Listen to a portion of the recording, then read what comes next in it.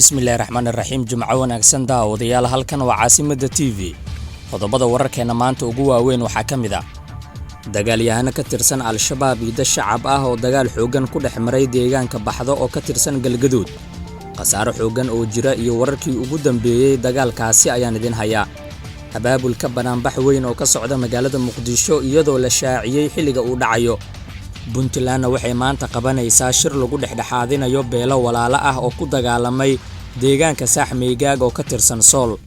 Caalamkana waxa ugu waaweyn hay'adda caafimaadka adduunka ee WHO oo uga digtay bulshada caalamka inaysan dhayalsan nooca cusub ee COVID-19. Qodobadaasi oo dhan ayaan ku faahfaahin doonaa warkeena. Haddaad nagu cusub tahay daawada subscribe saar YouTube-keena kadibna furo gambaleelka. Waa Jimco 7 bisha January sanadka 2022 u diyaar garooba faahfaahinta qodobadaasi.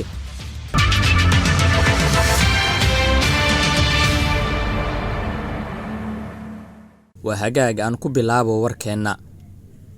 Wararka aan ka helayno deegaanka Baxdo ee gobolka Galgaduud oo ka mid ah deegaanada hoostaga degmada Cadaado ayaa sheegaya in aroornimadii hore ee saakay dagaalamayaasha al-shabaab ay dagaal culus ku soo qaadeen. Dagaalka ayaa bilowday kadib markii dagaalyahanada al-shabaab weerar xoogan oo dhowr jiha ah ku qaadeen deegaanka Baxdo waxaana halkaasi iska caabin xoogan ay kala kulmeen al-shabaab dadka deegaankaasi iyadoo muddadii uu dagaalka socdayna la isku adeegsaday hubka noocyadiisa kala duwan sida ay dadka deegaanka inoo sheegeen. Dagaalka ayaa ahaa mid aad u xoogan isla markaana wuxuu xoogiisa ka dhacay gudaha deegaanka Baxdo waxaana la soo warinayaa in dagaalka uu geystay qasaare kala duwan oo dhimasho iyo dhaawacba leh walow aanan la xaqiijin karin inta uu gaarsiisan yahay qasaaraha. Shabaab ayaa dib looga saaray gudaha deegaanka Baxdo mana jirto wax war ah oo ka soo baxay dhanka maamulka Galmudug oo ku aadan dagaalka shabaab ay kula wareegeen deegaanka Baxdo oo markii dambe dib looga saaray. Al-shabaab ayaa inta badan weeraro noocan oo kala ah waxa ay horay ugu qaadeen deegaano iyo degmooyin ka tirsan maamulka Galmudug oo ay ku wada sugan yihiin ciidamada dawladda iyo kuwa maamulka Galmudug. Qasaaro xoogan ayaa dagaalkaasi ka dhashay inkastoo dadka deegaanka ay soo sheegeen in dhankooda qasaaraha gaaray uu aad u yar yahay balse qasaaraha ay gaarsiiyeen dhinaca shabaabka ay aad u badan tahay. Waxaa magaalada Muqdisho ka socda abaabulka dibadbax kale oo looga soo horjeedo afgambigii 27 Diseembar lagu qaaday xafiiska ra'iisul wasaaraha xilgaarsiinta Maxamed Xuseen Rooble. Dibadbaxan ayaa waxaa qayb ka ah siyaasiyiin iyo xubno ka tirsan xukuumadda maadaama ay dhawaan si wadajir ah u cambaareeyeen isku daygii afgambiga ay ku tilmaameen. Wasiirkii hore ee amniga maamulka Galmudug Axmed Macalin Fiqi ayaa shaaciyay in banaanbaxaasi uu dhacayo maalinta Khamiista ah ee soo socota oo ku taariikhaysan 13 January ee 2022 sida uu sheegay Fiqi waxa sidoo kale banaanbaxaasi lagu dalbanayaa doorasho daahfuran iyo amniga dalka oo gacan aamin ah ku jira xilli shirka golaha wadatashiga qaran la isku mari waayay in amniga guud ee dalka lagu wareejiyo Rooble.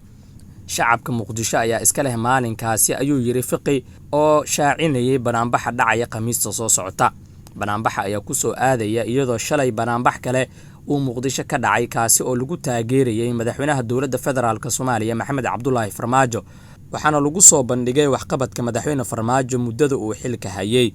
Si kastaba Soomaaliya ayaa hadda wajahaysa xaalad adag oo ka dhalatay muranka doorashooyinka waxaana isha lagu wada hayaa natiijada shirka haatan u socda golaha wadatashiga qaran ee shalay natiijo la'aanta ku soo dhamaaday.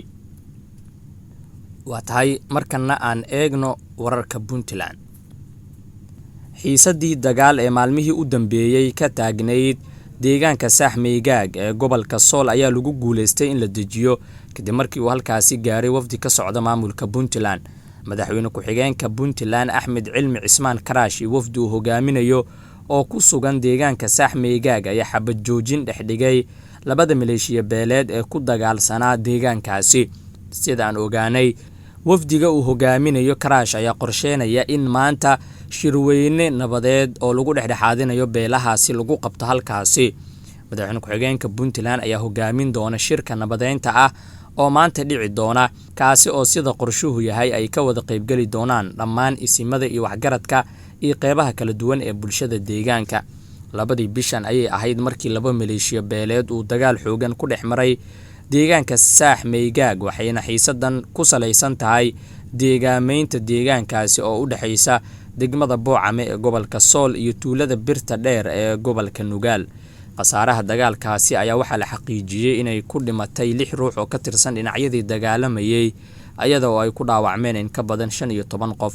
Dagaalka ayaana yimid kadib markii xal laga gaari waayay muranka ka taagan nidaamka deegaameynta, waxaana colaadani ku barakacay qoysas badan xilli ay abaar iyo xaalad bani aadamnimo ka jirto gobolka.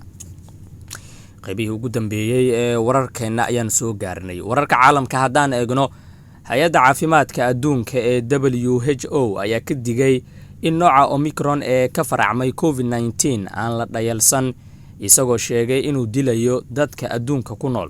Daraasad dhowaan la sameeyay ayaa muujinaysa in Omicron uusan aad u soo ridan dadka marka loo eego noocyadii hore ee COVID-19, balse tirada dadka uu ku dhacay ayaa culays ku keentay waaxaha caafimaadka, sida uu sheegay madaxa WHO Dr. Tedros Adhanom. Isniintii Mareykanka ayaa diiwaan geliyay in ka badan 1 milyan oo kiisaska COVID-19 ah 24 saac gudahooda. WHO oo ah hay'adda caafimaadka ee qaramada midoobay ayaa sheegtay in tirada kiisaska adduunka ay toddobaadkii la soo dhaafay kordheen 170%, iyadoo gudaha Ameerika ay kordheen 100%. Waxay sheegtay in 90% dadka ugu daran ee xanuunka ku dhacay aysan talaalnayn. Omicron waa mid aad u faafa, wuuna ku dhici karaa dadka xitaa haddii ay si buuxda u talaalan yihiin. Si kastaba, talaalka ayaa weli muhiim u ah inuu ka difaaco xanuunada daran ee sababi kara in isbitaal lagu dhigo. Dr. Tedros ayaa ku celiyay baaqiisa ku aadan in si weyn loo qaybiyo talaalka si dalalka saboolka ah looga caawiyo inay talaalaan bulshooyinkooda. Sanadkii la soo dhaafay, madaxa WHO ayaa sheegay in dunida ay haysan doonto kuurooyin ku filan oo talaalka ah marka la gaaro sanadka 2022 si loo talaalo dhammaan bulshada qaangaarka ah ee adduunka ku nool.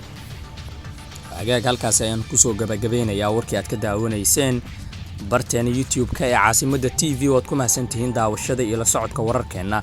inta ku kulmeena wararkeena dambe waxaan idinkaga tegayaa sidaas iyo nabadgelyo.